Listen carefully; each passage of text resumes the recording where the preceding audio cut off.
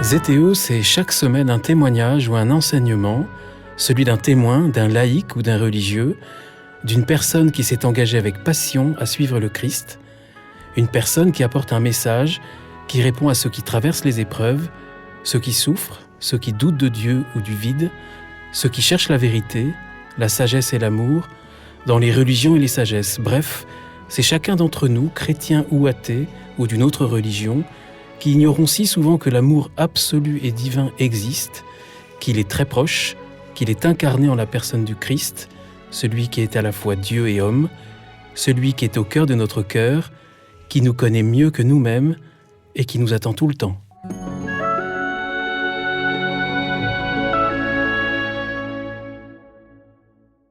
Bonjour chers auditeurs, chères auditrices de Zétéo, bienvenue pour un nouvel épisode, je suis Guillaume Devoux.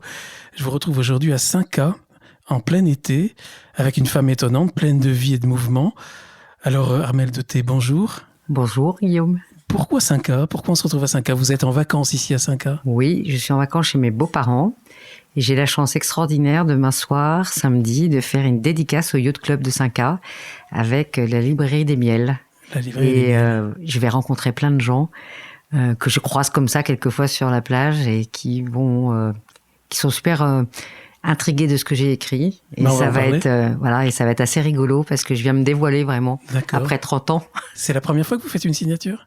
C'est la deuxième. La deuxième, ah oui, c'est vraiment... Oui, c'est tout jeune. Là, je suis une jeune autrice qui se lance. On va parler de ce livre.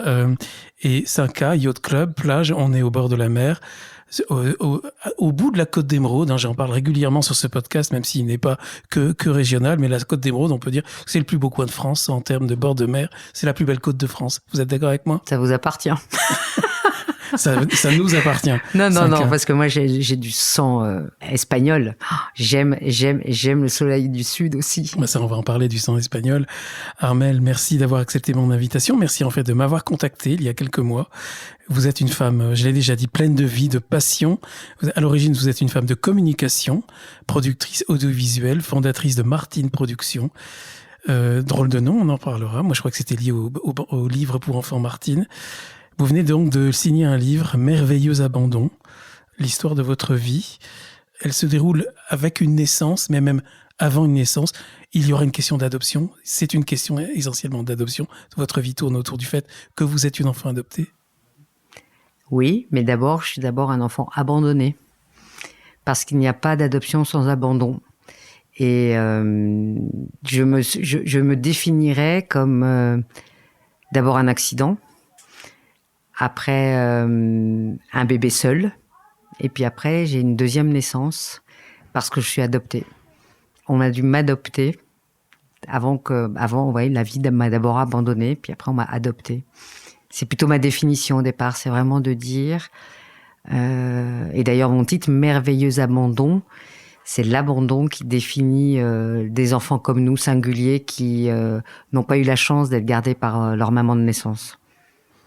Et alors, et votre histoire, alors ce qui est très original, c'est que vous nous racontez l'histoire d'un fœtus, ensuite d'un bébé qui naît, d'un nourrisson, et même avant même le fœtus, il y a un pur esprit, c'est le premier chapitre du livre. Et là, on est peut-être même pas dans le domaine, dans les sphères des atomes, on est dans le domaine purement virtuel, pas virtuel, spirituel. Oui. Moi, en fait, j'ai été adoptée par des gens extrêmement catholiques. J'ai rejeté tout ça. Et quand j'ai commencé à écrire, je me suis dit, comme dit Boris Cyrulnik, en fait, quand ta vie est difficile, mets-y des soleils. On a tous besoin, quand on repense à des parcours compliqués, de se dire, en fait, il y a quand même du soleil. Et moi, je me suis dit, pourquoi je suis ici ? C'est qu'il doit bien avoir une raison.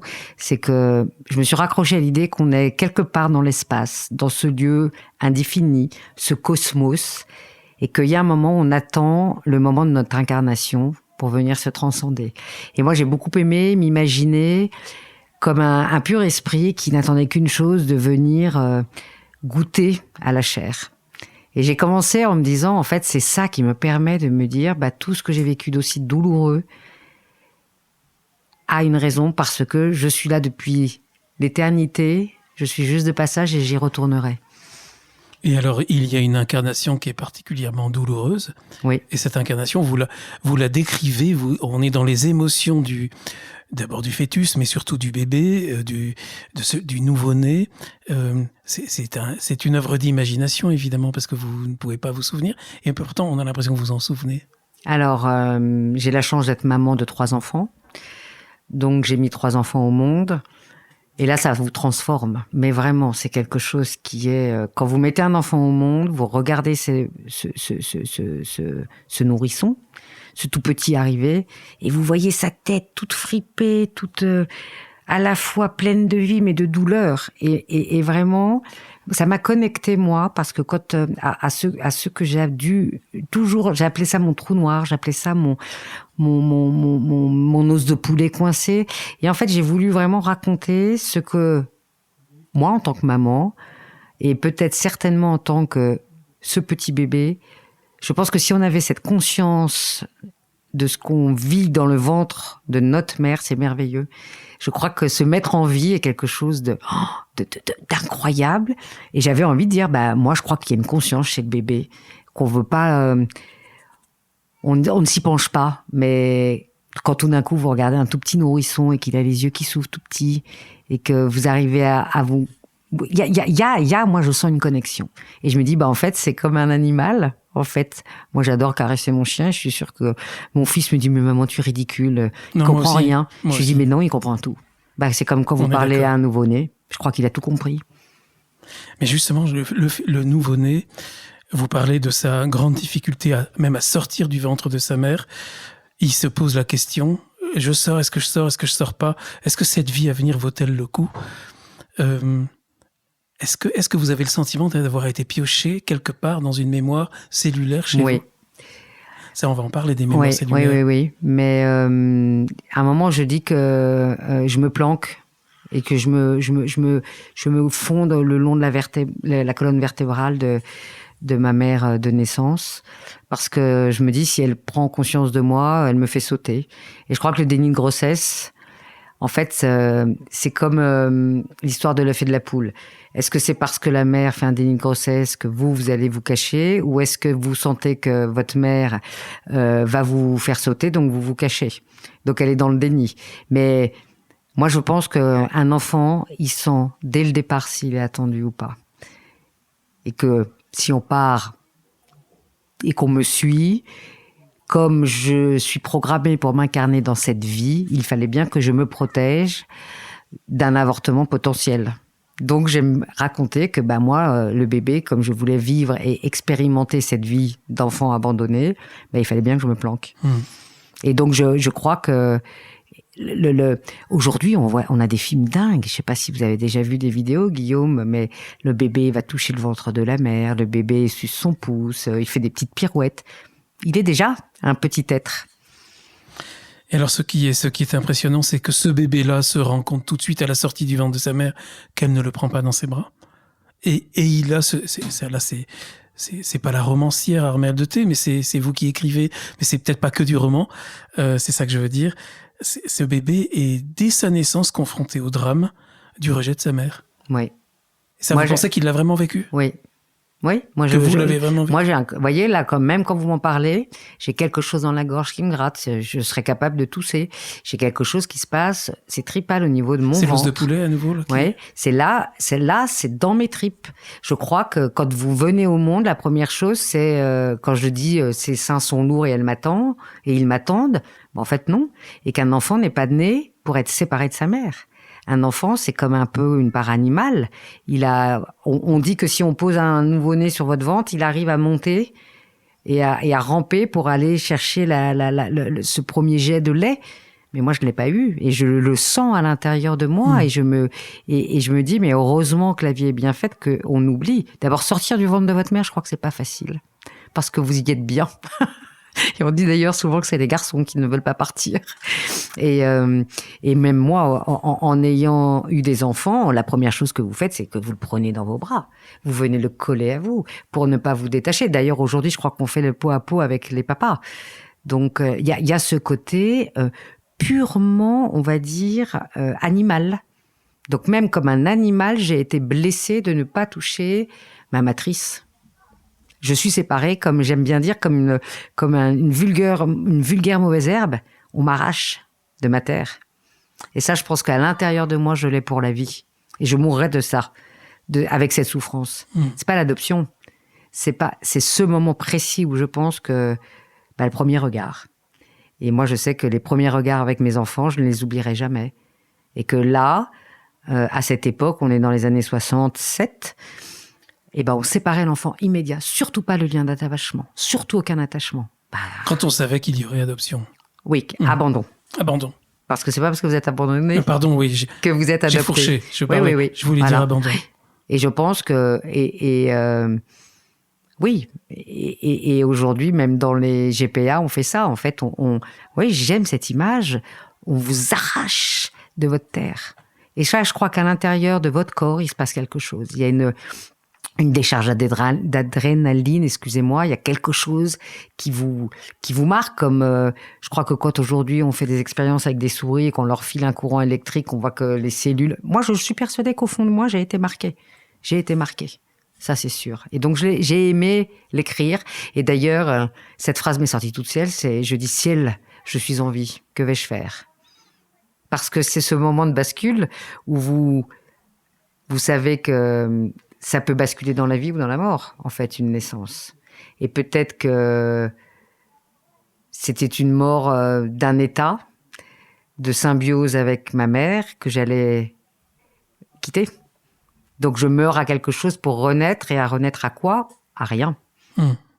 Puis en plus, les choses ne s'arrangent pas pour vous, Armelle, puisque les premiers mois, il n'y a pas d'adoption. Il va se passer 6 mois. 6 mois. C'est long, hein? C'est très long. Quand vous avez vos propres mois, quand j'ai eu Capucine, je la regardais, me disais, tiens, 15 jours, tiens, 1 mois, tiens, 2 mois. Puis là, vous comptez les jours, vous dites, waouh, tout ce qui se passe en 6 mois, toute l'interaction, tout le lien puis toute l'ouverture de ce bébé au monde. Et là, moi, ça m'a beaucoup questionné. Je me dis, oui, en fait, 6 mois, je croyais que c'était rien. On me dit, c'est rien. Non, c'est beaucoup. C'est beaucoup dans la vie d'un enfant. Un bébé en mal d'amour. Oui, complètement. Et un bébé, aujourd'hui, il y a des vidéos épouvantables d'enfants qui ont été récupérés dans des orphelinats des pays de l'Est ou en dépression. Des enfants en dépression. On s'aperçoit aujourd'hui qu'un nourrisson peut faire une dépression.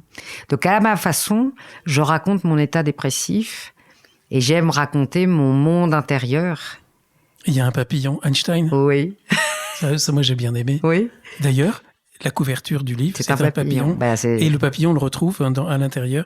Alors, vous pouvez en parler un petit peu d'Einstein? Pourquoi il s'appelle comme ça d'abord? Parce que j'aime beaucoup me dire que il a l'âme, l'esprit et le cœur. Donc il est forcément Einstein parce qu'il est extrêmement complet et qu'il est mon ami bienveillant. Et c'est un papillon parce que lui, il est sorti de sa chrysaline et il est magnifique. Et j'aime ce côté éphémère parce que le papillon, il vit pas longtemps. Et Einstein, il va pas vivre longtemps auprès de moi parce qu'il ne doit être que de passage, parce que j'ai quand même la conviction qu'un jour, une maman et un papa vont venir. Donc c'est pour ça que je le mets en papillon. Et puis j'aime le voir regarder les papillons. J'ai planté chez moi dans ma maison en Bourgogne des fleurs pour attirer les papillons. C'est quoi les fleurs à papillons? Alors vous avez... alors attendez, il faut que je retrouve. C'est une fleur de Buenos Aires. Ça s'appelle là... ça va revenir. Ça reviendra. Ça reviendra, je vous dirai. Mais Cosmos, les lavataires, et cette grande fleur immense avec une espèce de tête violette, ça s'appelle la lavande de Buenos Aires. Incroyable. D'accord. Et vous les plantez, ce qui est incroyable, vous ne savez pas comment, mais en 24 heures, les papillons arrivent. Vraiment, véridique. Bon, je vais faire l'expérimentation dans mon jardin, là, tout de suite. En attendant, Noël arrive, et c'est le jour de Noël que vous êtes, la veille de Noël, que finalement, vous êtes adopté. Exactement. Et ça, vous vous en souvenez aussi, à votre manière. J'aime bien On romance. En fait, vous avez besoin de vous raconter une jolie histoire. Vous avez besoin du rien, vous avez besoin, avec, je dirais, des bribes d'informations. je me suis raconté une jolie histoire parce que sinon, qu'est-ce que vous faites? Vous sombrez dans la folie, dans le désespoir. Et je me dis, c'est assez symbolique d'arriver à Noël. La naissance de Jésus, de cet enfant qui ne vient pas de sa mère et de son père et qui se donne au monde. Et puis c'est magnifique, il y a un coup de foudre, là, vous parlez. Oui, c'est même l'expression entre la maman, entre Suzanne et vous. Oui, et cette symbolique du cadeau de Noël. Je suis un cadeau. Maman m'a toujours dit, donc Suzanne, m'a toujours dit, tu es notre cadeau. C'est pas toi qui as de la chance, c'est nous qui avons de la chance. Et oui, j'arrive le jour de Noël et je m'appelle donc Marie-Armelle Noël Elisabeth. Et Noël, en fait, c'est une renaissance. Et je me dis que c'est ma naissance, ma deuxième naissance. Enfin, ça va être une deuxième naissance qui va pas toujours être très simple. Non, on est d'accord. Loin de là. Parce qu'en plus, vous n'êtes pas tombé du tout dans une famille ordinaire. Je suis adoptée par Jean de Thé et Suzanne de Crécy, qui ont un certain âge, parce qu'ils sont de 1922, moi je suis de 67. Donc en fait, des personnes qui ont 47 ans. On va pas dire la grande aristocratie, mais la très belle aristocratie française. Je suis une surgâtée. Vous êtes la dernière. Hein. Je suis la dernière d'une fratrie de 3 et papa et maman. Trois adoptés. En fait, maman est l'aînée de 11 enfants. Sa vie est très particulière parce qu'à 13 ans, sa maman meurt en couche à la naissance. Et son père, le comte de Crécy, la rapatrie et lui dit de revenir de la pension où elle était. Elle m'a toujours raconté qu'elle était dans cette grande voiture. Elle ne savait pas pourquoi. Elle avait 13 ans et la mère supérieure lui a dit « Ton père vous demande de rentrer, Suzanne. » Et elle me dit toujours « Je sors de l'attraction. J'arrive dans la propriété.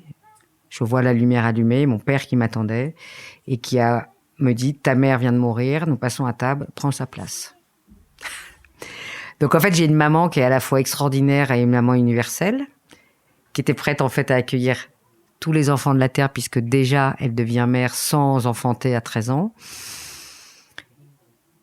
mais qui est très dure, parce que la vie l'a déjà pas épargnée. Donc en fait, j'ai une vie qui est à la fois incroyable par cet amour inconditionnel, mais j'ai le poids de l'éducation. J'ai le poids de l'éducation, ma mère est immense, d'une élégance folle. Une femme magnifique. Magnifique, des grands yeux bleus, d'une distinction. Elle me ravage, moi. Moi, je suis petite, brune, aux yeux marrons. Elle adore m'appeler mon petit pruneau. Et j'ai une pression colossale. Oui, vous parlez même une pression de l'éducation. Enfin, vous parlez d'une famille tentaculaire et d'un pouvoir de mimétiquer qui exerce un pouvoir de mimétisme. Ce qui fait que vous voulez leur ressembler. Et puis très vite, quand est-ce que vous allez savoir que vous êtes adopté ? Alors, je l'aurais toujours su, Guillaume. J'ai toujours su. C'est quelque chose d'incroyable. Il y a d'ailleurs un petit moment où ma fille Zoé a fait qui illustre le dessin, a fait cette illustration. On voit un petit canard qui se regarde dans une glace et il voit un cygne. Oui, tout à fait. Parce qu'en fait, maman et papa, tous les soirs, nous racontaient une histoire.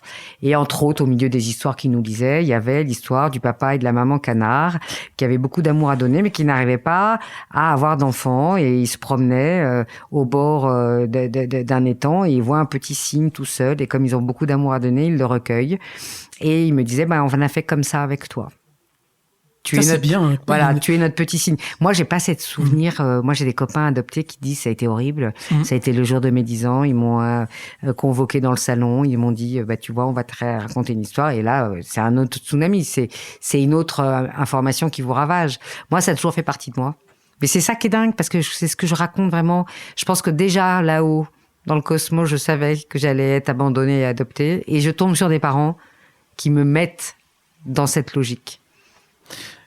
Tout n'est quand même pas facile parce que vous ressentez bien cette manque de ressemblance avec votre mère. Vous avez une autre sœur adoptée qui, elle, lui ressemble à tel point qu'on dit c'est le portrait craché de sa mère. Ça aurait pu être ta vraie fille. Vous vous rendez compte la violence de la phrase. Et donc là, vous luttez, vous parlez d'une disgrâce. Oui. J'ai la ferveur et la disgrâce, les deux en même temps. Mais exactement. Parce qu'en fait, c'est très... en tout cas, moi, j'ai énormément souffert de ne pas ressembler à ma maman. Et j'aurais tellement aimé qu'elle me porte. Et je pense qu'elle aussi aurait aimé. En fait, on souffre tous dans cette histoire. Et on aime ressembler à son père et sa mère. On aime se dire qu'on est du sang. Et en plus, moi, il y a quelque chose de très névrotique dans cette famille. Il y a 3 T, puisque mon nom de jeune fille, c'est Armelle de T. 3 T qui ont épousé 3 Crécy. Donc, il y a 2 sœurs qui ont épousé 2 frères et un 3e mariage. Donc, en fait, je vois mes cousins et je me dis, maman, en permanence, regarde sa sœur qui s'appelle Anne, qui a épousé Henri de T, le frère de papa. Donc, elle regarde mes cousins en se disant, c'est exactement les enfants que j'aurais pu avoir. Et en fait, c'est la petite noiraude qu'elle a. Et je ne vois pas ma différence comme, à l'époque, comme quelque chose de merveilleux, quelque chose qui apporte du sang nouveau. Je le vis vraiment comme, en fait, comment je peux être cet enfant de maman si je lui ressemble pas. Vous savez, le mimétisme, il commence très jeune.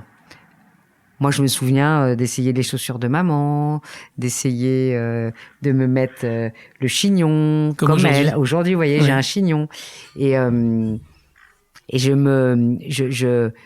j'ai été essayer d'être une copie conforme de ce qu'elle était physiquement. Et donc, les premières années de la petite enfance ont l'air assez difficiles. Vous parlez de mutisme. Oui. Je crois que comme je suis arrivée tard... Pourtant, 5-6 mois, c'est pas 6 mois. Ouais. Ça paraît tôt. Ben oui, mais je crois que un bébé, il a conscience qu'il est tout seul et il a conscience qu'il n'a pas de maman. Quand je raconte dans le chapitre, je sais plus comment il s'appelle, mais où je raconte l'arrivée de parents, vous croyez quoi? Qu'un enfant, quand il est dans un dortoir et que ça pleure, parce que je pense qu'un dortoir de bébé, ça pleure, et puis qu'il y en a un qui est embarqué, et que vous restez. Faites l'expérience, vous mettez des enfants dans une pièce, vous les laissez 3 heures seuls, puis vous rentrez, vous en prenez un et vous partez. Mais c'est la panique. Donc moi, je pense qu'au fond de moi, j'ai vraiment cette sensation que je peux repartir. J'ai la peur de repartir. J'ai la peur, tiens, si t'es pas gentil, on va te renvoyer d'où tu viens. Et comme je ressemble pas à maman, je parle pas trop. Puis je suis dernière. Je suis la dernière. Il y a une scène qui est assez dure, c'est chez un médecin, le médecin de famille. Oui. Elle est dure, cette scène-là. Oui, mais ça, par contre, c'est l'une des premières choses, c'est l'un de mes premiers souvenirs. Et là, vous avez quel âge? Là, j'ai 5 ans, 6 ans. J'ai 5-6 ans et en fait, je parle pas. Bon, après, maman a beaucoup rigolé parce qu'elle me dit, tu t'es bien rattrapée.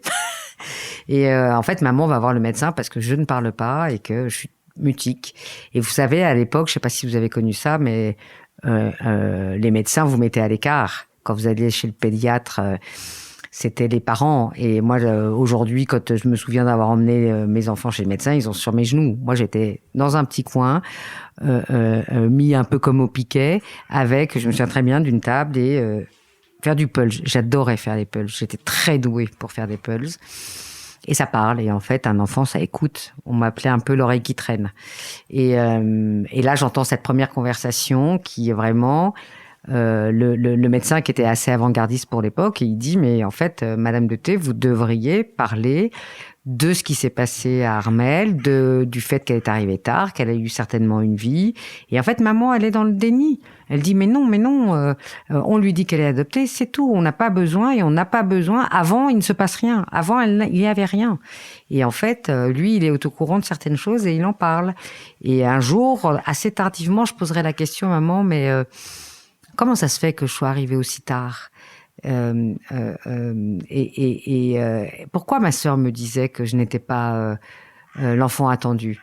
Et c'est là où en fait les morceaux du pulse se rapprochent et s'emboîtent. Et maman me dit, en fait au départ on avait été à l'orphelinat et c'était un petit garçon. Mmh. Et en fait aujourd'hui j'en rigole. Je me dis en fait c'est que je devais être la fille de Jean et Suzanne. Il y avait plein de choses qui ont fait que j'aurais pas dû, mais il se trouve que... Et ce médecin, il va chercher des choses que maman ne veut pas entendre. Et maman, en fait, ce jour-là, je comprends qu'elle est dans le déni. Et j'ai cette espèce de sensation... Tu sautes dans l'histoire et tu fais tout pour être Armelle. Et tu fais tout pour être cette petite fille qui rentre dans les codes. Et là, j'y vais à fond. Parce que là, ça va même mieux après. Oui. Parce que en fait, je me dis, arrête de penser à ce passé. Arrête de vouloir t'imaginer que tu vas y retourner. Non, tu es Marie-Armelle et tu as intérêt à l'être. Et là, je deviens, puisque je raconte après tout le long, Armelle de Thé. Et je n'en démords pas. Oui, donc une enfant pleine de vie. Voilà. Et je joue le jeu. Et je joue le jeu et j'y vais à fond. Et j'assume. Oui, vous parlez même d'une enfant, j'ai bien aimé l'expression, rebondie et succulente. Voilà. Un orpin qu'on laisse, vous voyez, cette plante qu'on laisse pousser sur le mur. À la fois un petit peu, on va dire, rural, mais avec un peu de distinction. Et en fait, j'aimais bien, moi, ce côté un peu rural et de la distinction. Vous parlez du feu de la vie qui brûle en vous et d'un corps impatient.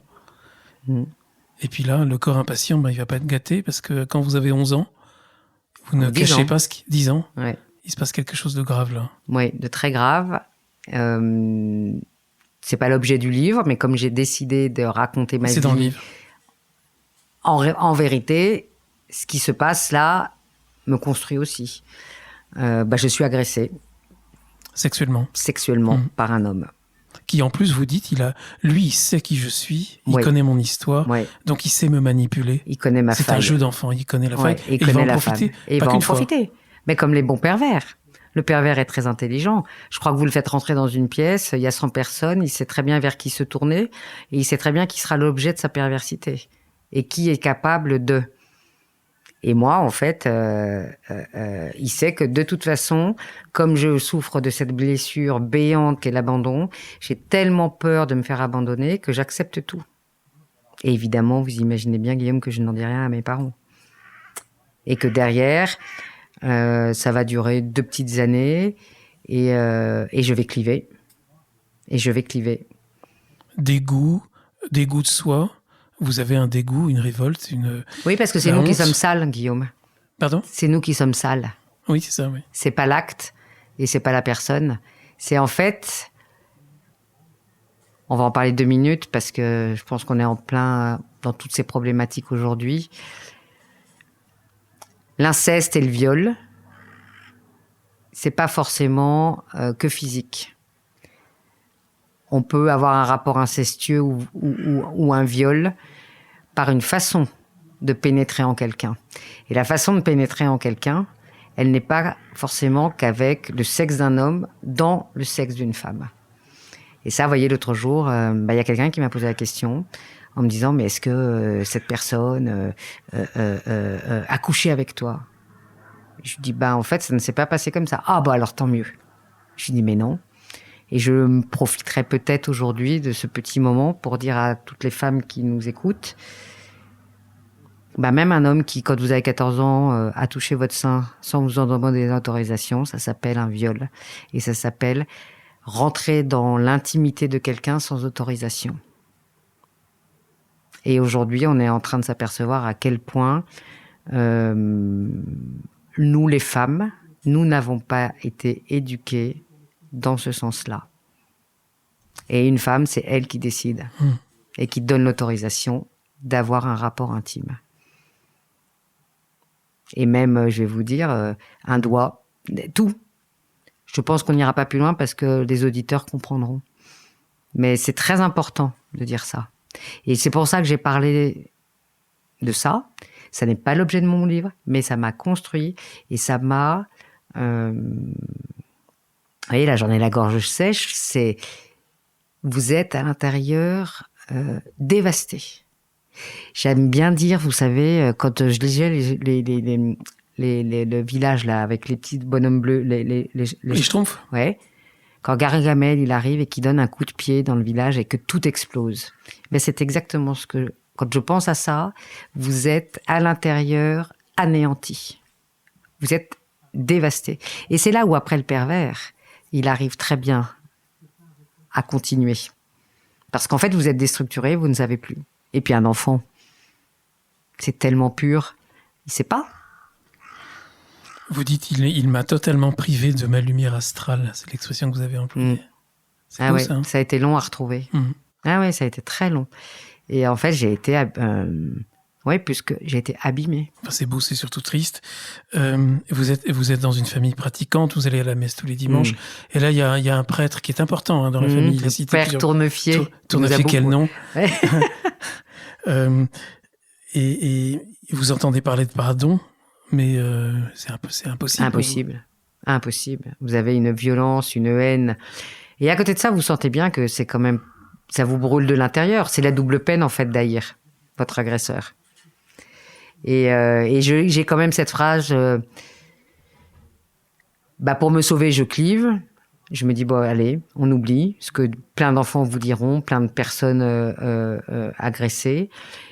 Et je me dis, un jour, j'y arriverai. Et je sais que c'est une porte de sortie. Et que la vie me permettra un jour de pardonner. Il y a une vitalité incroyable en vous. Et d'ailleurs, depuis le début, puisque la vie, de toute façon, reprend quand même ses droits. Mais c'est fou, non? C'est fou, Guillaume, parce que moi, je me dis, je vois des gens qui vivent des choses, mais on va dire, mais tellement abominables. Vous dites, non, la vie est là. Regardez derrière un feu. Ce qui se passe là en ce moment avec tous les feux en France, mais la vie va revenir. Et je pense que très vite, on va avoir des petites pousses sortir. Et en fait, je crois que nous, les abandonnés, on a quelque chose, on a une force, vous pouvez pas savoir, mais moi j'aime la vie, pétard, mais même si elle est violente, même si elle vous bouscule, même si elle vous fout à terre, putain que c'est bon de vivre. Mais ça m'aurait emmerdé, de pas vivre. Donc, voyez, dans toute chose, il y a un moment, ça revient. Alors après, il y a des moments où vous avez un peu peur parce que vous dites, dis donc, mon passage un peu de déprime, là, ça vient 48 heures, 72 heures, une semaine, 15 jours. Vous dites, ouh là là, ils sont un peu plus longs, plus vous êtes cognés. Mais moi, je ne sais pas. J'ai toujours cet élan qui revient. Toujours. Là, vous avez dit quelques gros mots, c'est pas très bien vu dans ce genre de famille. Voilà. Mais vous allez justement, je plaisante, mais vous allez, parce que c'est le moment où vous allez justement rejeter cette noblesse rétrograde, vous voulez être absolument à la page. En plus, vous ressentez que la religion est doctrinale, elle est doctrinaire, c'est insupportable. Elle vous corsette. J'aime bien dire que j'avais une éducation corsetée. Elle vous enferme, elle vous empêche d'être. En fait, c'est pas un tuteur... Elle vous met dans un carré et vous êtes peut-être un triangle, mais on demande au triangle d'être dans le carré. Ce qui vous aide quand même beaucoup pendant ces années-là, c'est Suzanne, c'est votre mère. Oui. Vous parlez d'un amour maternel prodigieux et intense. Oui. On est très fusionnel. Mmh. Et tout en... la fusion, c'est pas très sain, donc il y a des hauts et des bas. Il y a des très grands hauts et des très grands bas. Et je pense que j'intrigue beaucoup maman. Et qu'elle aime ce côté rebelle. Elle veut m'en protéger, mais elle quand même, je pense qu'elle est assez curieuse de ce côté rebelle et que elle était peut-être rebelle aussi. C'était une sacrée bonne femme, elle était très libre, mais elle était dans les conventions, mais elle avait cette noblesse de cœur incroyable. C'est qu'elle aimait quand même, elle était très attirée par les gens qui étaient vrais. Et je crois que elle voit tout de suite en moi que je ne suis pas en réaction, je cherche à être vrai. En fait, c'est ça l'adolescence. Vous essayez d'être vrai et d'aller contre ce qu'on vous impose. Alors vous avez une vraie adolescence à ce niveau-là, incartade et beaucoup d'incartade. Vous en riez. Pension. Et là, vous parlez. Alors c'est terrifiant. L'endroit le plus terrible que la vie m'ait donné de connaître. On vous a envoyé chez des sœurs dont le plus grand talent, c'est d'humilier. C'est leur grande valeur. Punir, humilier et casser l'humain, casser la personne, casser en fait votre supplément d'âme, casser tout ce qui pourrait ne pas... en fait, c'est casser tout ce qui est la vie, tout ce qui est qui pourrait déborder, voilà. Et en fait, c'est le côté janséniste, c'est le côté de cette religion, excusez-moi pour les gens qui sont hyper catholiques et qui nous écoutent, mais tout le côté que je déteste dans le religieux. C'est-à-dire qu'en fait, le religieux vous enferme dans un dogme, il faut être comme ça. Non, en fait, vous avez 100 petites pensionnaires, vous avez 100 personnalités différentes. Et au lieu de nous éduquer à nous trouver, on passe notre temps, puis on va quand même dire à l'époque, les religieuses, elles étaient pas très sympathiques, elles aimaient pas la féminité qui pouvait déborder de partout. quand vous avez 15 ans, 16 ans. Mais j'ai l'impression justement que vous êtes assez mal tombé. Alors, c'était peut-être pas une exception, mais avec ces religieuses-là, vous êtes mal tombé. J'ai l'impression qu'en fait, c'est des femmes qui doivent être très frustrées, donc qui veulent se venger. Oui, on est bien d'accord. C'est l'impression que j'ai eue en vous lisant. Ah oui, oui, oui. Et puis surtout, qui ne supportent pas la féminité. Elles ont quand même fait un choix très particulier. Elles font un choix d'éteindre tout ce que la vie leur a donné de merveilleux qu'est la féminité. Donc, quand elles voient du féminin en face, c'est la panique et elles veulent tout éteindre. Et elles nous demandaient de prier pour qu'on devienne religieuse. Hein. Quelle horreur! Non, ça peut être pas mal de devenir Non, mais religieuse. moi, quand je les voyais, elles me donnaient... Moi, à l'époque, je me disais, quelle horreur! Et moi, sinon, je priais pour ne surtout pas être appelée. Vous êtes resté combien de temps là 2 ans. C'est ça. Mais bon, ça va pas, donc vos parents s'en rendent compte. Il faut revenir à la maison pour finir les études, passer le bac que d'ailleurs vous n'aurez pas. Non, volontairement. Volontairement, oui, parce que vous rendez une copie blanche même, je crois. Oui, 3. J'y vais fort. Oui. Que je le dis aujourd'hui, mais je l'ai jamais dit à mes parents. Maman avait décidé que je serais infirmière parce que ma sœur était le cerveau. Elle faisait la femme sec, 3 langues. Voilà, moi j'étais la bonne gentille. Donc, tu seras infirmière. Je fais un stage, je me souviens très bien, à Lyon, à Saint-Luc, au Grand Brûlé. Je repars de là, c'est le stage en 3e. Je repars de là complètement terrorisée. Et moi, je dis, non. Et puis, je passe quand même l'examen. Et il se trouve que je l'ai. Parce que je suis pas bécassette, je suis pas une bécassine. Hein. Et là, je me dis, panique à bord, il faut surtout pas que j'ai mon bac. Parce que je suis en F8, vous vous rendez compte ? Quand on voit après un peu le parcours que j'ai professionnel, maman m'avait quand même mis dans un bac allégé. Et je me dis, la seule chose que tu dois faire, Armelle, c'est rendre une copie blanche. Donc, j'aligne 3-0. Et ce qui est très rigolo, c'est qu'à l'époque, maman ne se pose même pas la question. Pourquoi ? Et de mon point de vue, c'est que elle est fatiguée, elle a plus de 60 ans, et c'est une femme d'une autre génération. Elle peut même pas imaginer qu'une jeune fille de 18 ans ait des envies de travail, parce que pour elle, je dois me marier et faire des enfants. Donc en cachette, je vais dans une école d'audiovisuel, et je discute avec le gars, un type assez sympathique, et je lui explique. Il me dit, oui, mais le problème, c'est que il faut le bac. Alors je lui explique, et puis j'adore dire que le pouvoir de l'argent aide beaucoup les choses, c'est une école privée. Il me dit, ok, puisque vos parents ont l'air d'avoir les moyens, il me dit, je vous accepte.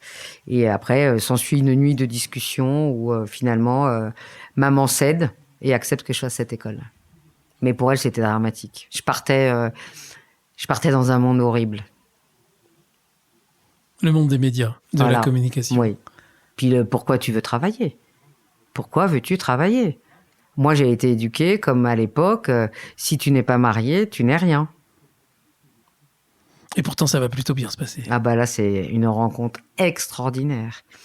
Je rentre dans une rédaction incroyable avec un monsieur qui est pour moi fondateur dans mon métier, qui s'appelle Jérôme Bellet. Ah oui, c'est lui qui a créé France Info, voilà. notamment, entre autres, mais il a été connu pour France Info. Oui, il est très connu, oui. Et c'est un homme de presse d'une intelligence et qui aime former les gens.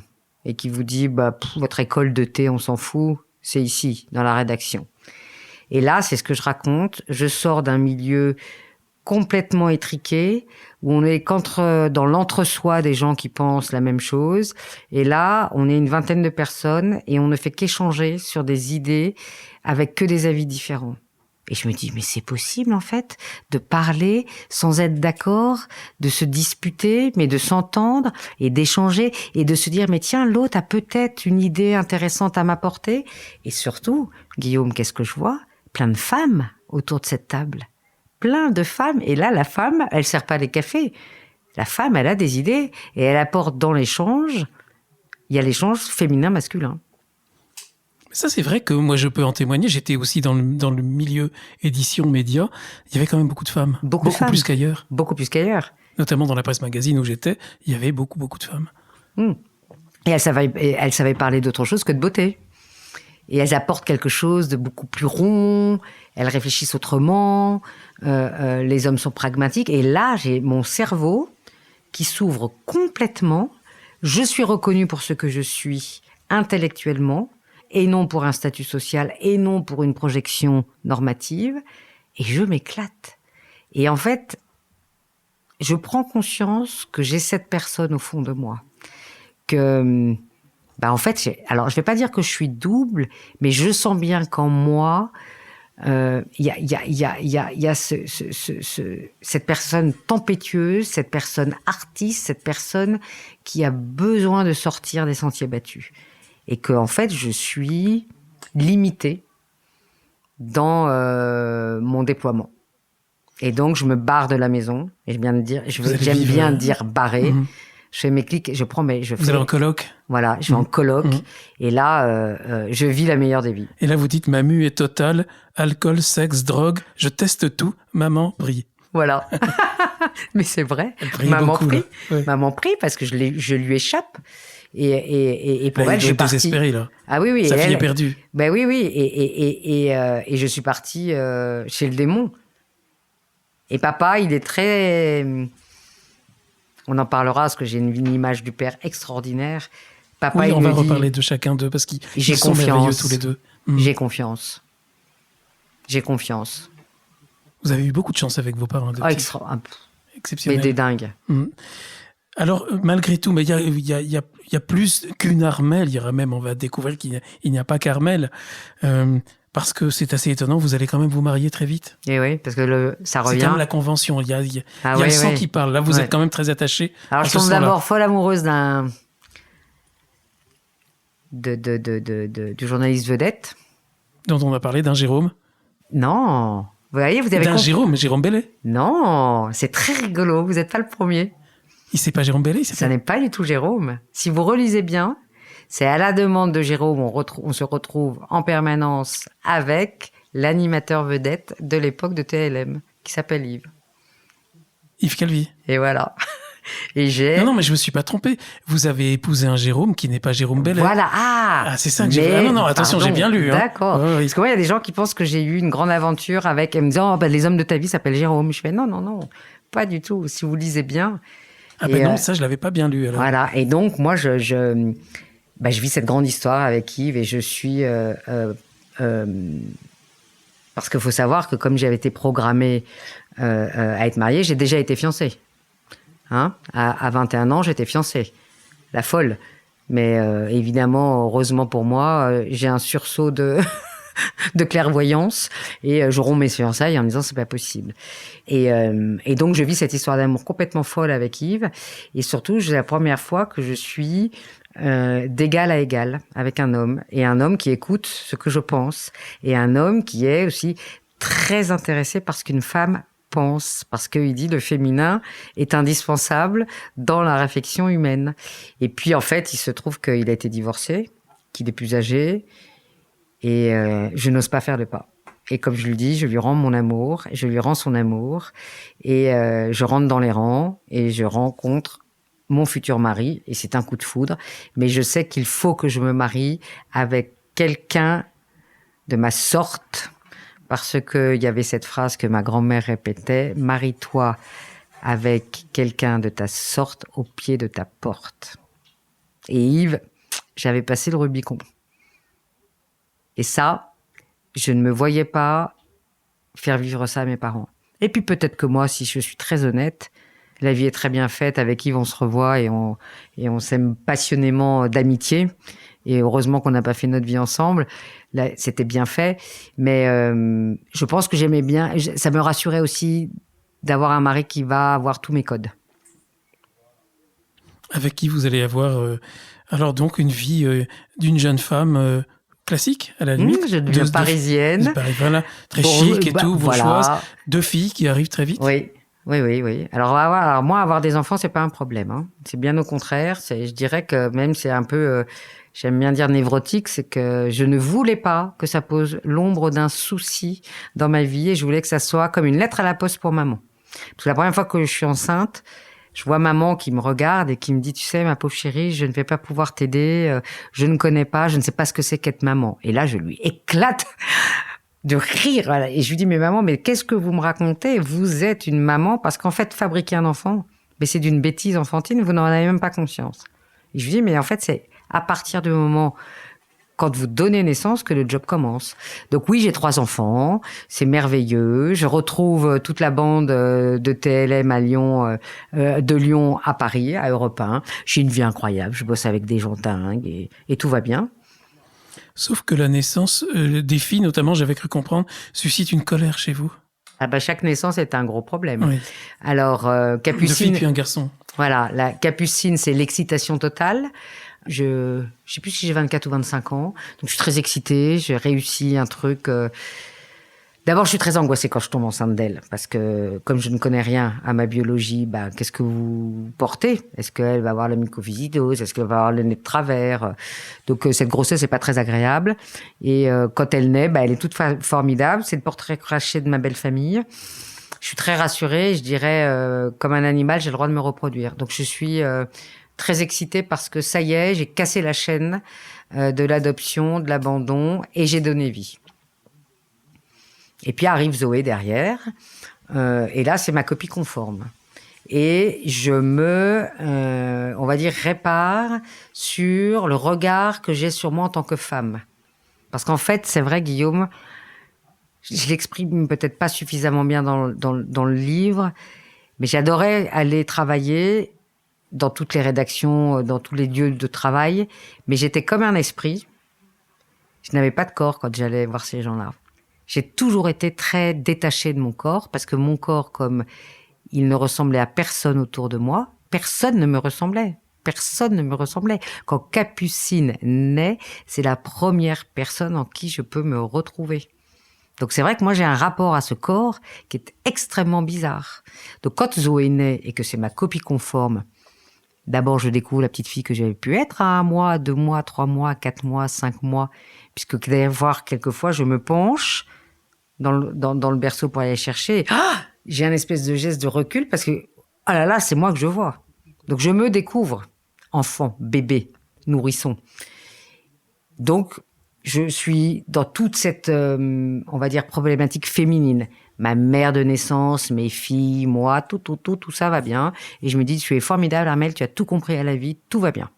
Et puis, en fait, la vie, elle adore vous surprendre. En 3e, c'est un garçon. Donc, assez que fière. Je me dis, bah oh, t'assures, 2 filles, un garçon. Je donne le premier petit-fils du nom à mes beaux-parents. Et puis, ça fait 2 jours qu'il est né, tout va bien. Et puis, ce petit Hector, tout mignon, se soulage. Il fait pipi. Et moi, je découvre ce que c'est qu'un petit garçon qui fait pipi. Là, c'est un petit zizi qui tourne. Et je me retrouve, mais aspergée d'urine.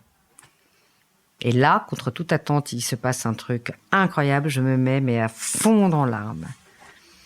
Et je réalise que le petit garçon qui est devant moi porte en lui mon héritage masculin.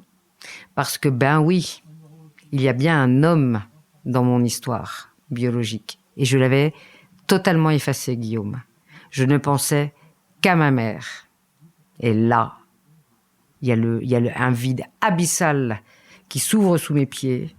Et je me dis, en fait, tu vas perdre les pédales si tu ne pars pas à la recherche de ton histoire. Qu'est-ce qui s'est passé pour que cette femme t'abandonne? Où est cet homme? Parce que je vis avec un homme que j'aime profondément, qui reconnaît tous mes enfants. Et je me dis, mais il est où ce bonhomme? Votre père oui, biologique? Il est où ce bonhomme qui est quand même aussi responsable de ma vie? C'est 50-50. Et c'est vrai que dans toute cette histoire d'abandon, d'adoption, ça passe par les femmes. Mais les hommes sont où? Et Hector? Il ressemble peut-être à mon père. Et donc, vous allez vous mettre à la recherche en vous-même, parmi vos amis, en disant non, surtout ne fais pas ça. Tu vas foutre ta vie en l'air. Tu es folle, tu vas foutre ta vie en l'air, tu es tellement gâtée. Parce qu'à l'époque, c'est quand même caricatural. J'habite la jolie banlieue du 92. J'ai une jolie maison, un labrador, sable, summum de la distinction, une jolie petite voiture. Je bosse à Europe 1. J'ai des enfants merveilleux. Et tout le monde me dit, qu'est-ce que tu vas, comme on dirait dans le film Bon Dieu, ne va pas retourner la merde. Hein. Parce que pour les gens, c'est la merde. Et vous apprenez par hasard l'existence d'une association. Exactement. Alors, vous étiez en Turquie ce jour-là, c'était assez original. Alors c'est ma cousine Florence qui reconnaîtra ce moment, parce qu'elle vous écoute très souvent. Elle vient me voir, elle s'assoit. On la salue alors, Florence. Voilà. Elle s'assoit, elle me dit « Oh, tu sais, ma chérie, je voudrais absolument que tu réponds à Marie-Antoinette. » On a des prénoms dans nos familles absolument extraordinaires. Qui, tu sais, a beaucoup de mal à avoir des enfants. Ah, elle aimerait tellement, tellement t'avoir au téléphone pour que tu témoignes de ta vie d'adopter parce qu'elle réfléchit. Et moi, je lui dis oui, tu sais, j'ai pas très envie. Vous voyez, c'est. Elle me dit aussi, puis tu sais, ce qui est incroyable, c'est que elle a discuté avec tes parents et ils lui ont donné le nom de l'association d'où tu viens. Et moi, comme je suis assez un animal à sang-froid, je fais ah oui, alors oui, c'est vrai. Mais rappelle-moi le prénom, le nom, pardon. Elle me dit oui, la FAF, la famille adoptive française. Et au moment où elle me dit ça, dans la trajectoire, j'ai ma mère qui est au bout. Assise, parce qu'il se trouve qu'on fêtait les 40 ans d'un de mes cousins et que mon cousin adorait maman et papa, ils les avaient invités. Et je me souviens vraiment d'avoir cette phrase, j'ai dit « Ah elle va payer cher, ma mère. Ah, elle va payer cher, elle le savait, parce qu'elle m'a toujours dit qu'elle savait pas. » Ah, d'accord. Et première chose que je fais, l'avion atterrit, je suis comme une pile électrique. À l'époque, c'est le Minitel. Et comme je suis journaliste de métier, que vous avez compris que j'ai quand même le son chaud, en 10 minutes, j'ai le numéro de téléphone de l'association. J'habite ici les Moulineaux et l'association est à Boulogne-Billancourt, à 5 minutes à pied. Là, qu'est-ce que je fais? Je prends mon téléphone, j'appelle, je bégaye et j'entends quelqu'un qui me dit « Oui, j'imagine que vous appelez pour retrouver vos origines. » Et je dis « Oui. » Je suis comme une petite fille, là, hein. Moi qui est une femme hyper pleine d'assurance, alors je vais vous dire, c'est à l'intérieur de moi, tout tremble. Et elle me dit, donnez-moi votre nom et prénom et date de naissance. Et je lui dis, en fait, je sais pas mon nom et mon prénom. Elle me dit, enfin, vous avez bien été adoptée. Et pour elle, je suis. Et je dis, parce que je croyais qu'elle voulait que je lui parle de mon nom de naissance. Et donc, elle me dit, écoutez, ça tombe très bien. Nous sommes le vendredi. En fin de journée, c'est notre journée où on va chercher tous les dossiers. Je vous propose de venir lundi. Et là, je raccroche et je me dis, mais qu'est-ce que tu as fait, Armelle? Dans 72 heures, tu vas aller voir ton dossier. Et là, s'ensuit un week-end de discussion avec mon mari. Quel week-end, oui, je me dis. Hein, ah ouais. Tempête sous un crâne, peut-être, non? Donc, vous imaginez des milliards de trucs. Je dors pas. Mon mari qui est quelqu'un d'extrêmement bienveillant et qui n'est pas tempétueux comme moi. J'aime bien parce que je lui apporte quelquefois, je dirais, je le pousse à oser et lui, quelquefois, il me dit réfléchis 2 fois avant de faire. Donc, on est très complémentaires.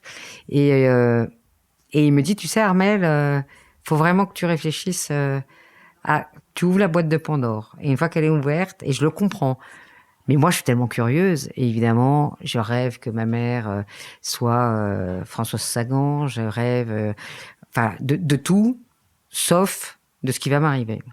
Parce que, une fois de plus, vous n'imaginez jamais le pire quand vous allez chercher à déterrer un secret. En tout cas, moi, c'est ce que j'imaginais, c'est que ça allait être une très belle histoire. Et je me dis, ça va être formidable. Et ça va pas être le cas. Et ça va vraiment pas être le cas. Donc j'arrive là-bas, je suis face à une femme lambda, très, on va dire, froide, et je m'assois comme nous sommes là, de l'autre côté de la table, et elle me dit non, venez à côté de moi, il y a une autre chaise. Parce que je me dis, tiens, pourquoi il y a une chaise à côté de cette dame? Donc je m'assois, et je me souviens très bien, il y a une pochette rouge. Vous savez comment on avait les pochettes avec les élastiques noirs? Et dessus, il y a juste ma date de naissance. Et j'attends, et elle me dit, c'est votre vie, ouvrez. Donc j'ouvre, je fais clac avec les élastiques. Il y a le cœur qui bat, j'imagine. Vous avez les mains extrêmement moites. La pochette s'ouvre, et devant moi, un petit papier avec une écriture d'enfant, mais vraiment d'enfant. Tout de suite, je comprends qu'il y a un truc... Et les yeux se brouillent, et elle me dit, en fait, vous avez beaucoup de chance, c'est certainement votre mère biologique qui vous a laissé un mot. Et là, je lui dis, écoutez, ça va pas du tout, est-ce que je peux prendre l'air? Est-ce qu'on peut ouvrir la fenêtre? Est-ce que je peux fumer une clope? Elle me dit, non, vous pouvez pas fumer. Et je lui demande de me lire, parce que je suis incapable, Guillaume, de lire. Incapable. Et j'entends cette phrase, Je ne peux pas te garder parce que j'ai 15 ans. Et alors là, je lâche. Je me mets vraiment à fond dans l'arme. Mais je voudrais t'appeler et je demande à ce que tes parents, ou à ce que le temps que je revienne, on t'appelle Martine Patricia Dominique. Dominique. Et là, je dis à la personne, mais 15 ans, mais vous êtes sûr que vous vous êtes pas trompé? Et là, j'ai un vertige, mais même là, on vous le dit, en parlant maintenant, vous voyez, j'ai les yeux qui se ferment. Je dis, mais 15 ans, qu'est-ce que c'est que cette histoire? Et en fait, bah voilà, je découvre que ma mère, c'est un enfant de 15 ans qui m'a mis au monde et qui est, je pense, elle-même dépassée par sa propre histoire. Et qu'elle me confie, qu'on elle a demandé qu'on m'appelle Martine, et ça n'a pas été respecté. Vos parents adoptifs le savaient? Je ne crois pas. Ils n'ont pas eu accès au dossier? Non. Ou ils n'ont pas été cherchés? Non, ils n'ont pas accès au dossier avec l'adoption plénière. D'accord. C'est bien tout le problème de la loi aujourd'hui. C'est que les parents qui adoptent, Sous X. quand vous adoptez un enfant sous X, ou un enfant tout court, parce que c'est très rare qu'on sache un peu ce qui se passe, en fait, c'est la double peine pour eux. C'est déjà difficile d'adopter un enfant et de rentrer en relation tardivement. Et en plus, quand vous savez rien, vous pouvez pas l'aider, l'enfant, qui a des troubles. Et comment voulez-vous aider quelqu'un dont vous ne savez pas ce dont il souffre? Et vous parliez tout à l'heure que vous imaginiez Françoise Sagan. Oui. Et là, vous êtes effondré. Effondré. C'est l'humiliation de la dégringolade. Ça va l'être encore pire, parce que, évidemment, je sors de là. Les deux personnes que j'appelle, c'est mon mari pour lui dire, tu sais pas la meilleure, je m'appelle Martine Patricia Dominique Bélanger.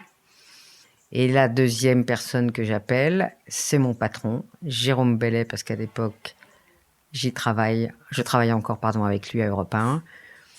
Et il me dit, première chose à faire, vous savez où est-ce qu'est née cette femme? Je dis oui, à Bagneux. Il me dit, vous allez à Bagneux.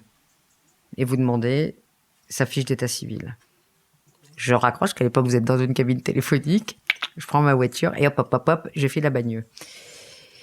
Et là, je tombe devant un type assez incroyable et je fais un énorme mensonge parce qu'il me dit non, je ne peux pas vous donner si vous n'êtes pas de la famille. Je dis si, je suis de la famille. Et je lui dis, j'ai un enfant, j'ai un bébé qui s'appelle Martine, qui a une maladie incurable. Et si vous ne me donnez pas les coordonnées de cette personne, cet enfant va mourir. Quelle imagination à ce moment-là pour savoir inventer un truc comme ça. Mais non, mais je parle de moi, Guillaume Martine, c'est moi. Oui, mais vous n'aviez pas cette maladie. Mais en fait, oui, mais ça sort comme ça. En fait, je parle de moi qui va crever si on me dit pas où est-ce qu'elle est. C'est ça, oui. Vous voyez, comme quoi c'est tripal.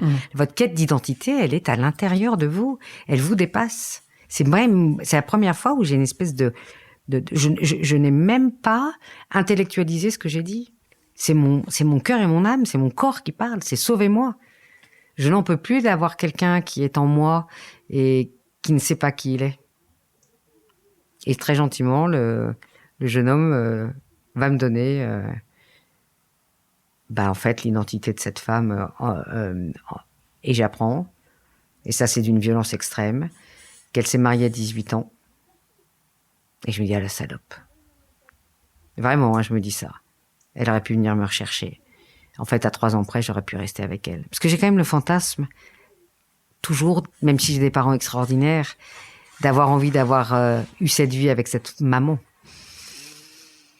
Et là, je dirais que c'est peut-être l'année la pire de ma vie où l'analyste, après que j'irai consulter pendant 7 ans, je passe ma vie dans des bains. Le matin, je prends un bain. Le soir, je prends un bain. À 3h du matin, Vous vous lavez tout le temps? Non, je suis dans un bain chaud. Je me lave pas. Je végète dans un bain où, en général, j'ai 2 grands copains qui sont mon verre de vin rouge et mon paquet de clopes. Et en fait, qu'est-ce que je fais, Guillaume? Je me remets dans un état fœtal. Et je sais qu'elle est à 17 km, que cette femme est à l'antithèse de ce que j'ai reçu comme éducation. Elle est femme de salle. Elle habite Sartrouville. Et ça me glace le sang. C'est ça le cataclysme principal? Qu'elle ait 15 ans. Je me dis, comment un enfant peut mettre un enfant au monde? Et 2, oui. Oui, parce que vous êtes quand même attaché, et légitimement, à votre famille. J'ai une grande vie, je me prends pour une grande aristo, que je suis de cœur. Je reste avec cette noblesse de cœur. Vous voyez, c'est mon éducation. Mais je tombe des nues. J'aurais voulu que ça soit Jeanne Moreau, ma mère. J'aurais voulu que ça soit Deneuve. En fait, j'aurais voulu que ça soit une image magnifique. Puis j'ai une maman qui est tellement incroyable. Suzanne, elle est tellement belle. Elle est au courant? Alors, je ne la tiens pas au courant. Mais une maman, ça y est, c'est incroyable. Ça, c'est tout. Puis un matin, elle vient me voir à Paris. Elle me dit... non, elle m'a téléphone, elle me dit j'aimerais bien venir te voir ce week-end. Et on ne fait rien avec ton père ce week-end. Et j'ai dit oui, Eux, ils étaient à Lyon. Hein, oui, ils étaient lyonnais. Et je dis oui, maman, venez, vous voyez mes parents. Et à peine elle est arrivée, elle me dit oh, regarde, je voulais te montrer, comme tu travailles dans la presse, j'ai des petits articles intéressants. Et puis elle m'avait mis des petits articles qu'elle avait découpés, c'est tellement joli. C'était une façon de parler d'un sujet, elle savait pas comment l'enclencher. C'était des enfants qui recherchaient leurs origines. Ouais, j'allais deviner. C'est pas dans le livre, mais j'avais deviné. Voilà. Ouais. Et elle est d'une délicatesse incroyable. Et elle me dit, écoute, quand tu se rappelles, je sens au fond de moi que tu as des choses à me raconter. Elle avait tout compris. Et elle savait que de sa fratrie, celle qui irait chercher ses origines, c'était moi. Voilà, c'est ça une maman en fait. C'est ça qui est dingue. C'est qu'elle n'avait pas besoin elle me sentait. À partir de quand vous allez décider, Armelle, d'aller rencontrer votre mère biologique? Un matin, comme je suis, tout feu, tout flamme. Un matin, c'est pas venu tout de suite? Non, je passe un an, je vous dis, à végéter dans mon bain. Et un matin, ça suffit. Un matin, je dis, j'en peux plus, quoi. Qu'est-ce que tu fous, là? Tu passes à côté de ta vie. Et puis, à un moment, je dis, sois un peu courageuse. Et je prends ma bagnole. Je fais tout ce qui est interdit. Je débarque chez elle. Je vous passe les détails. Je me retrouve face à elle. Et je lui dis, bonjour, Juanita.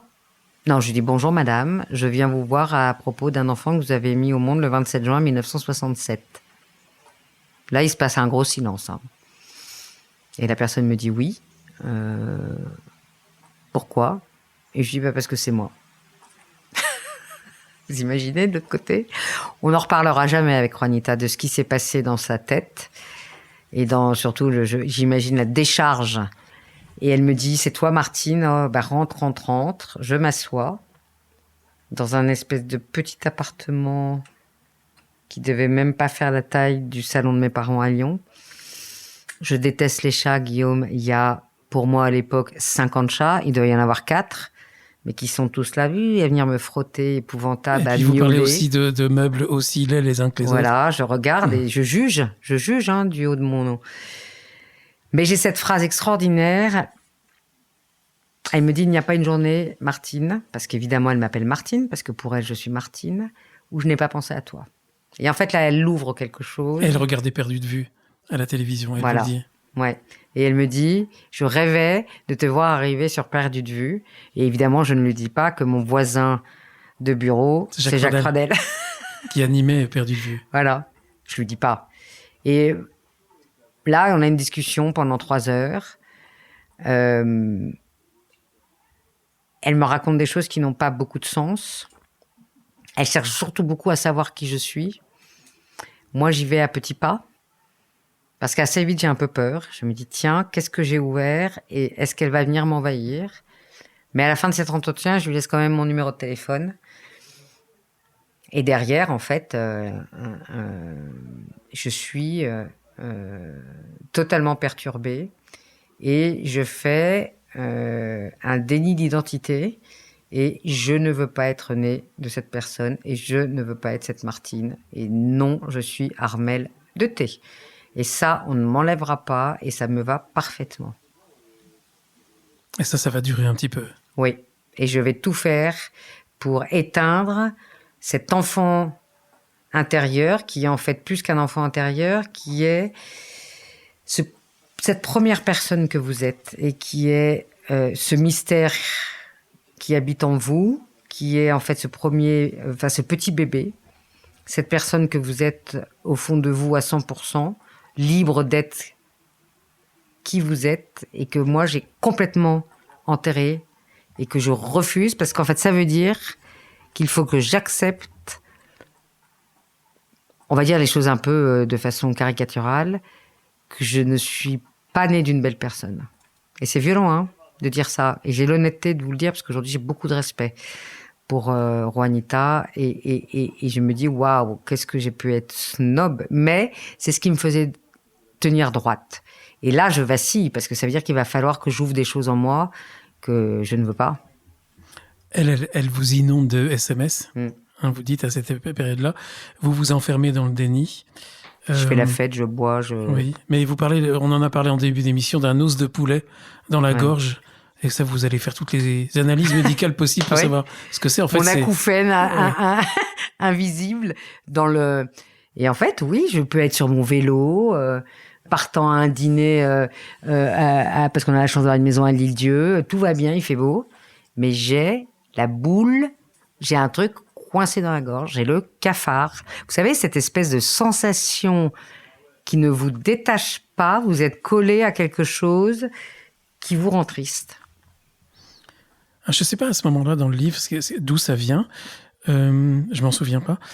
Vous parlez d'un mantra, qu'à ce moment-là, vous commencez à penser à ce bébé intérieur, Martine, qui voudrait accéder à la vie officielle, et vous allez créer un mantra, celui de l'aimer, et vous allez le répéter tous les jours, et vous allez décider un jour d'anniversaire, je crois, de votre anniversaire, et vous dites ça va finir par marcher. Je trouve ça merveilleux, la force de la parole, de l'affirmation. Oui, parce qu'en fait, dans ma vie professionnelle, j'ai rencontré beaucoup de psy et à un moment, moi-même, je fais une analyse après avoir rencontré Juanita parce que du haut de mes 30 ans, je suis un peu emmerdée, quoi. J'ai ouvert quelque chose et je ne sais pas si j'ai l'autorisation ou si je peux m'autoriser de lui tourner le dos. Parce que c'est moi qui viens la voir. Hein. Elle a rien demandé, cette pauvre personne. Et en fait, à un moment, je me dis, en fait, ça se joue pas dans le cérébral. Ça va se jouer ailleurs. À l'époque, je suis pas dans l'âme, je suis dans le cœur. Et je me dis, sens profondément, essaye de te connecter avec, pas Juanita, pas la dimension sociale, mais le bébé que tu as été. Essaye de te dire, j'aime ce petit bébé que j'ai été et retrouve ton état, on va dire tout pur, sans histoire, ce petit bébé innocent que tu as été. Et aime-le. Et je parle à Martine et je lui dis, je t'aime, tu es moi là. Et en fait, je vais un peu l'endormir. Je vais lui dire, t'inquiète, viens pas me bousculer, t'es là, t'inquiète pas, je te fais un petit coin. Je lui fais comme un espèce de petit coin où je lui dis, bon, vous savez, comme un chien, vous lui dites, allez, va dans ton coin et dors. Alors ça marche, mais elle demande plus à un moment. Et là, il y a cette... Vous avez parlé du trou noir tout à l'heure, et vous parlez de Stephen Hawking dans le livre, et j'ai beaucoup aimé. Ça m'a beaucoup parlé. Je connaissais pas ça chez lui, mais parce que je connais pas très bien, mais quand il explique qu'on est tous issus de la matière, d'un atome qui est une poussière noire d'étoiles. Vous dites c'est une énergie incroyable. Il faut que je m'y connecte et que je développe la connaissance du monde étoilé dont je suis issu.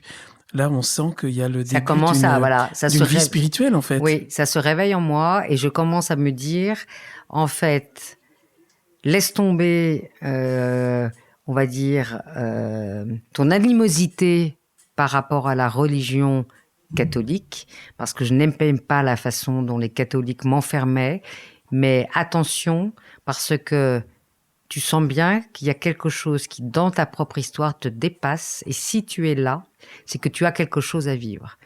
Et c'est là où je me dis, en fait, oui, cet homme m'ouvre à une dimension... Stephen Hawking. Oui, voilà, pardon. M'ouvre à cette dimension qu'on est tous connectés. Et on vient de quelque chose, Guillaume, qui nous dépasse totalement. Alors, on va y mettre Dieu, on va y mettre Bouddha, on va y mettre tous les, enfin, vous voyez, toutes les images. Mais en tout cas, je prends conscience que j'étais quelqu'un avant d'arriver dans le corps de Juanita et je vais être quelqu'un après. Et que ce n'est pas Armelle ou Martine qui fait ce que je suis. On revient à ce premier chapitre pur esprit, hein, là, dont vous avez parlé, dont on parlait au début de l'émission. Il y a un passage absolument magnifique à ce moment-là dans votre livre. Il y en a beaucoup, Armelle, et ce livre est un livre très original. Vous dites, dans cette obscurité qu'est le noir, ces poussières noires d'étoiles que nous avons tous en nous, c'est là qu'existe la beauté de notre tout. Martine, c'est la source de mon tout. Ah, c'est magnifique, ça. Bah oui, c'est vraiment... En fait, vous voyez, aujourd'hui, je suis tellement apaisée parce que j'ai renoué avec l'être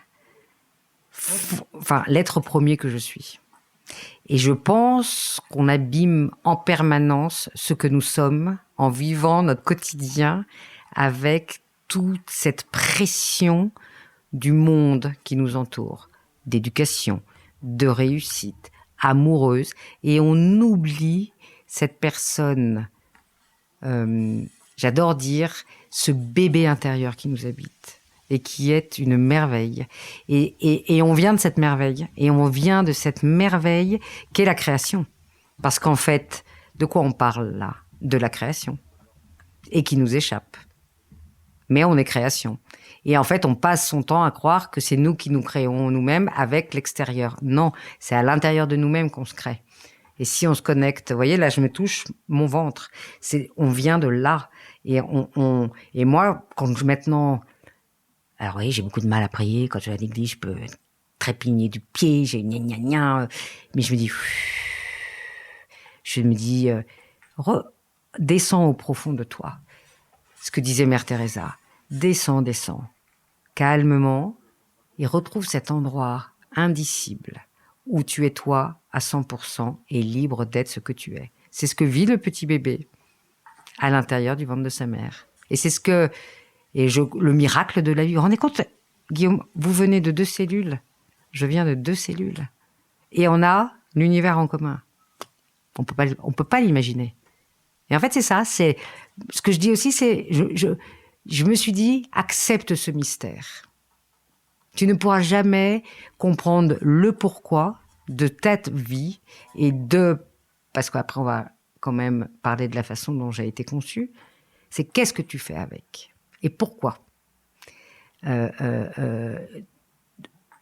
fait, c'est pas pourquoi tu as été conçu comme ça, c'est ta réalité. Ce que dit Cyrulnik, c'est ton disque dur, et tu vas faire quoi avec?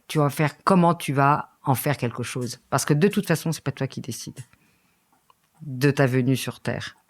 Et vous voyez, je me connecte avec tout ça, et en fait, j'arrête de me foutre la pression et de me dire, faut qu'il y ait un pas Martine, allez, 50% Martine, 50% Armelle. En fait, je suis les deux. Et la société a voulu me faire croire qu'il n'y avait rien avant, mais c'est totalement faux. Je ne suis pas une identité. Vous voyez ce que je veux dire? Parce qu'en fait, c'était très violent pour moi de dire j'en ai voulu à mes parents, pourquoi vous m'avez pas appelée Martine? Mais quand bien même ils m'auraient appelée Martine, j'aurais été une autre Martine. Parce que j'aurais reçu tout ce que mes parents me donnaient. Et en fait, je ne suis ni mon identité d'Armelle, ni cette identité de Martine. Je suis ce premier petit être, ce premier petit bébé intérieur, abîmé de rien. Parce que je crois que notre vie intra-utérine, elle est totalement solitaire, mais qu'elle est indispensable. Cette solitude. Moi, j'adore maintenant être seule. Avant, je ne pouvais pas. Il fallait que je cours partout. Et c'est en descendant dans cette solitude, parce que je pense que là-haut, dans le grand trou noir, on est bien tout seul aussi. Non, mais vous vous rendez compte l'immensité? Mais on est bien. Mais je pense qu'on est très bien. Non? Moi, par exemple, avant, quelle angoisse de rien avoir le samedi soir.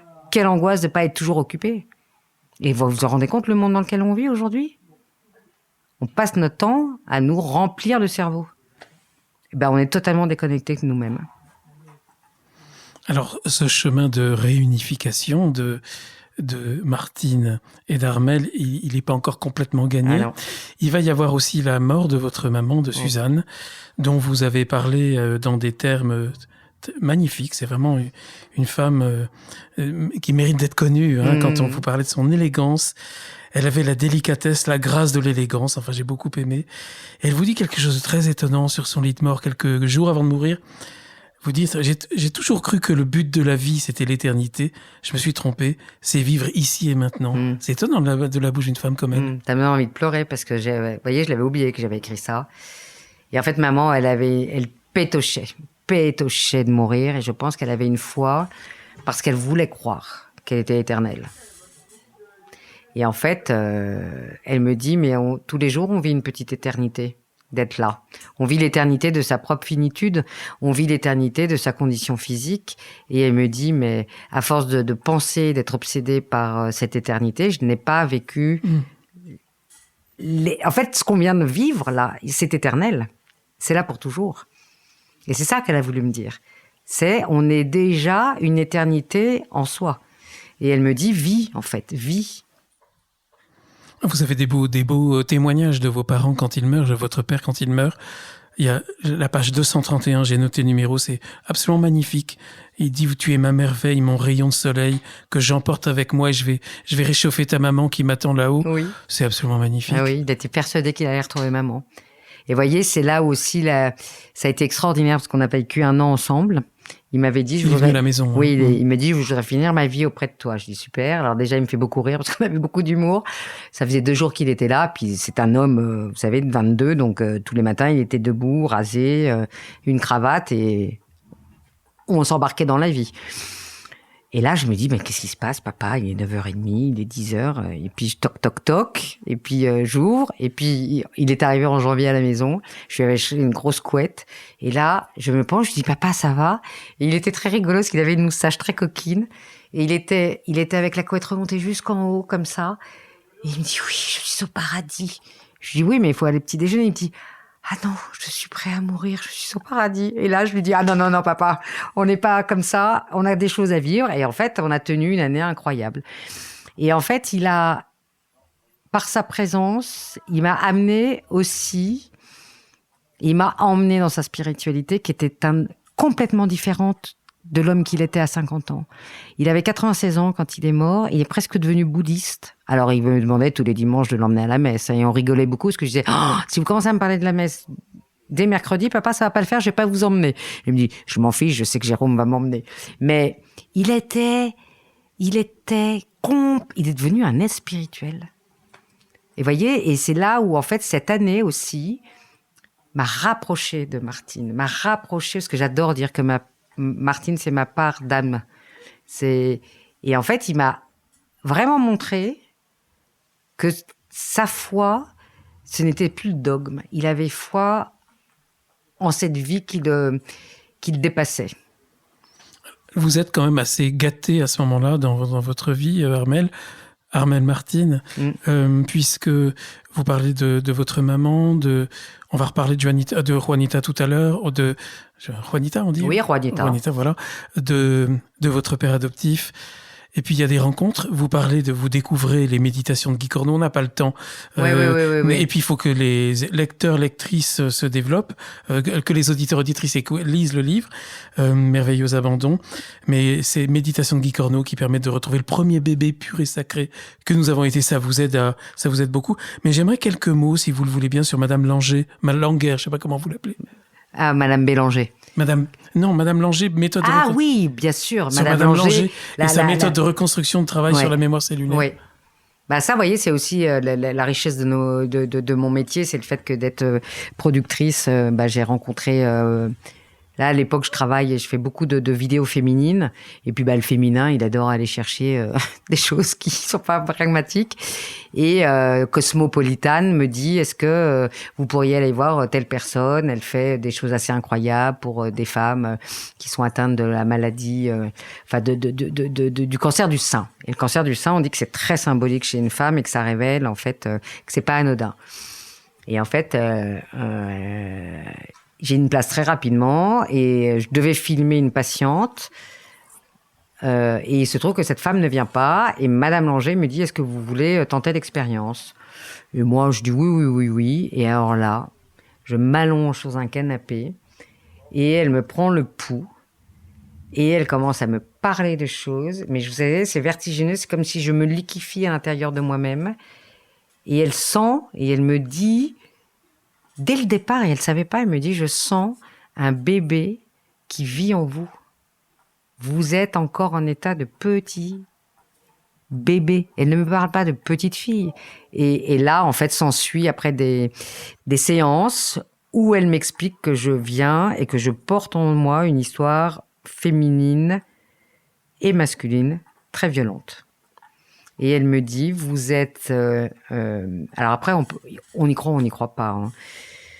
Mais elle me dit, vous êtes l'élément qui doit réparer. C'est vous qui devez casser... En fait, vous devez réparer, casser la chaîne et vous portez en vous, d'où cette colère, d'où cette tristesse. Et vous venez d'une lignée où chaque lignée, masculine ou féminine, porte la violence. Et oui, je peux vous dire que Guillaume, je ne savais pas très bien comment faire. Mais là, les choses se précisent et je me dis, en fait, on n'arrête pas de te donner à droite et à gauche la vie, des signes, comme quoi il faut que tu renoues avec ta part indicible. Et qu'est-ce qui est indicible? Pour nous tous, vous ne serez jamais le petit bébé, le fœtus que vous étiez, et moi non plus. Et si je ne me connecte pas à cette première personne, je ne vais pas m'en sortir parce que tout le reste, ce n'est que de l'intellect. Tout le reste, ce n'est que mon ego. Tout le reste, c'est que mon ego, mon ego, mon ego. Est-ce que je vais être Martine ou est-ce que je vais être Armelle? Donc voilà, c'est la première étape de... faut peut-être retourner voir Juanita et peut-être voir qu'est-ce que tu files à tes enfants. Parce que tout ça, en fait, c'est quoi? C'est très joli pour moi. Mais pétard, j'ai 3 enfants et qui vont avoir des enfants. Et je vais continuer le drame. Parce que je suis un peu violente quand même. Alors, j'ai jamais tapé mes enfants. Mais j'ai été avec des mots bien crus, hein. J'ai bien fait mal là où il fallait. Ah oui, et puis bien fait mal là où il fallait. Parce que c'est dur de donner à vos enfants ce que vous n'avez pas eu. Pourquoi eux, ils auraient une mère toute formidable, toute douce? Non, puis j'ai des trucs qui me dépassent. Hein. Quand je vous raconte que j'allais des nuits, je racontais souvent, je disais je suis pas comestible. Et je sentais que j'avais une colère en moi. Et je disais aux enfants et à Jérôme, je vais me balader dans Paris. J'aime me balader. Je suis pas comestible. C'était que ça me dépassait. Donc il y a des étapes, on va les découvrir dans le livre, parce qu'on arrive un peu à la fin de l'émission. Oui, bien sûr. Mais vous parlez de Juanita, votre mère biologique, et vous dites qu'elle a enclenché votre réparation parce que vous avez compris qu'en fait elle vous a donné naissance par amour pour vous. Elle a quand même à 15 ans, elle aurait pu faire d'autres choix. Elle a quand même fait ce choix de vous donner la vie. Ouais. Alors elle est le 9 janvier 2026, avec Zoé, ma fille, qui a illustré le livre. C'est la dernière page du livre. Voilà, nous allons la voir. Plein de conviction, avec l'histoire qu'elle m'a racontée, de cet homme qui s'appelle Michel. Bon, il y a la rencontre entre Zoé, Juanita et moi. L'émotion est énorme, parce que pour Juanita... Cet homme qui s'appelle Michel, parce que jamais avant elle a voulu aborder la question du père. Quand elle m'en parlait à l'époque, c'était un Michel. Un garçon Michel. Mais c'était tout. Électricien. C'est tout. Mais qu'elle était soi-disant folle amoureuse, mais qu'elle se souvient plus de son nom de famille. Donc, vous voyez, je savais, et c'est pour ça que je quitte ma relation avec elle, parce qu'elle me ment. Je sens qu'il y a quelque chose qui va pas. Mais vous allez comprendre pourquoi. Parce qu'on s'en fiche de dire la fin du livre, parce que de toute façon, c'est pas un roman. Hein, Et puis on parle, et puis Zoé pose pas mal de questions, moi aussi. Et puis je regarde souvent, parce qu'on a les caméras, parce qu'on va faire un documentaire.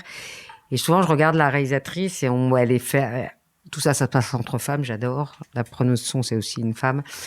Et à des moments, je regarde CG et je vois bien qu'il y a quelque chose qui est incohérent. Et puis il y a ce mot qui revient tout le temps. C'est violent, c'est violent, c'est violent, c'est violent ce que j'ai vécu, c'est violent ce que j'ai vécu. Et elle m'appelle Martine. Hein. Et à un moment, moi, un petit peu agacée, parce qu'elle me dit que toi, tu comprends, Martine, tu as eu une vie de rêve. Moi, j'ai été... vraiment un peu le dindon de la farce. Et moi, un peu à un moment, vous voyez, je tape du poing sur la table, Guillaume, et je lui dis, moi aussi, tu sais, ça a été pas facile ma vie. Et je lui dis, tu sais que j'ai été violée à 10 ans. Et je ne sais pas pourquoi, je lui sors ça. Là, silence. Elle me prend la main. Elle me regarde droit dans les yeux. Et avec un petit ton, mais d'une légèreté, elle me dit, ah tu sais Martine, moi aussi j'ai été violée à 14 ans. Et là, qu'est-ce qui se passe dans mon cerveau? Je lui dis, mais dis donc, Juanita, tu m'as eu à quel âge ? Et là, elle regarde Zoé, elle lui prend la main. Elle lui dit, bah oui, en fait, tu vois, j'étais un enfant placé. Je lui dis, comment ? Elle me dit, oui, moi, tu vois, j'ai été comme ta maman. J'étais abandonnée à 9 ans, placée. Puis dans l'endroit où j'étais, j'ai été maltraitée. Donc je me suis enfuie. Et j'ai attendu toute seule ta mère dans un hôtel maternel parce que j'étais à la rue sans rien. Et là, tout s'éclaire. La violence que je porte en moi. Ah, eh ben, Madame Langel avait raison. Je porte en moi les stigmates de la, en fait, on va dire, de la blessure que je dois réparer pour mes futurs enfants, pour mes petits-enfants, et peu pour vous, tous. Parce que finalement, la conclusion, je ne suis pas le résultat de ma conception. On s'en fout de savoir que je viens d'un viol, sauf que maintenant que je le sais, je peux vivre avec. C'était le secret. C'était le fait de ne pas savoir qui me tuait. Et tout s'éclaire. Alors, là, je frime un peu, hein. On est au mois d'août. Je peux vous assurer que les 15 jours après... Parce que c'est même pas dans le livre, ça. Hein. C'est la dernière page. Oui, mais tout n'est pas dans cette dernière page. Tout ce que vous avez dit n'est pas dans cette dernière page. Je le dis quand même, non ? Après la dernière illustration de Zoé qui est le phénix. Oui, c'est bien la dernière page. On tourne. Et je dis quand même que Juanita me dit qu'elle était un enfant placé, violé, oui, ça. Tout à fait. Voilà. Mais non, mais parce que je vais écrire d'autres choses, je vais vous en raconter d'autres, parce que tout ça n'est pas terminé. Hein. Je suis encore jeune, mais je découvre aussi la lourdeur du secret. Mais pourquoi ? C'est horrible, le secret. Il n'y a rien de pire, ça vous bouffe. C'est pas l'abandon qui m'a bouffé. Parce qu'en fait, qu'est-ce qu'elle fait, Juanita ? Elle m'abandonne pour me donner à la vie. Elle me donne cette seconde chance. Je renais, et d'ailleurs, je vous l'ai dit au début du podcast, c'est cette renaissance parce qu'elle me donne à maman. Et que tout ça, je devais le vivre pour venir vous parler de ça aujourd'hui. Aujourd'hui, vous dites Martine, j'allais dire Martine. Bah oui. Non, parce que c'est que vous vivez dans une double loyauté. La loyauté à Martine dans sa dimension céleste et à Marie-Armelle dans sa dimension terrestre. C'est pas mal. C'est pas mal, hein.